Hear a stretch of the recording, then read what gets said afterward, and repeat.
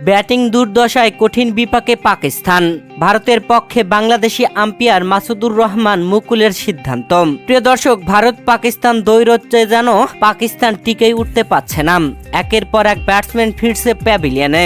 Asia কাপে ভারতের বিপক্ষে খেলতে নেমে পাকিস্তানের অধিনায়ক সালমান আলী আগা টসে জিতেই নেয় ব্যাটিং এর সিদ্ধান্ত, আর সেখানেই যেন কপাল পুরল পাকিস্তানের। ভারতের বিপক্ষে আগে ব্যাটিং এ এসে ওপেনার সাইম আইয়ুব গোল্ডেন ডাকাই প্যাভিলিয়নে ফিরলেন। তবে আরেক ওপেনার সাহেবজাদা ফারহান অনডাউন আসা মোহাম্মদ হারিসকে নিয়ে জুটি গড়তে চাইলেন। তবে মোহাম্মদ হারিসও দ্বিতীয় ওভারে জাসপ্রীত বুমরার বলে আউট হয়ে প্যাভিলিয়নে ফিরলেন 3 রান করেই। পরপর 6 রানেই দুটি উইকেট হারিয়ে ফেলল পাকিস্তান। এরপরে ফাকার জামান ব্যাটিং এসে কিছুটা সময় সাহেবজাদা ফারহানের সঙ্গে সঙ্গ দেন।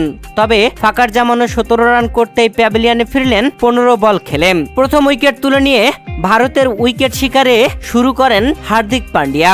এরপরে জাসপ্রীত বুমরা, তারপরে অক্সার প্যাটেল এসে আবারও উইকেট তুলে নিয়েছেন। পাকিস্তানের অধিনায়ক সালমান আলী আগাকে আউট করে প্যাভিলিয়নে পাঠিয়ে পাকিস্তানকে চরম বিপাকে ফেলে দেন। তবে এর মাঝে পাকিস্তানের এই অধিনায়ককে আউট দিয়েছিলেন বাংলাদেশি আম্পায়ার মাসুদুর রহমান মুকুল। দলীয় 9তম ওভারে ভারুনের করা দ্বিতীয় বল খেলতে গিয়ে পরাস্ত হয়েছিলেন তিনি।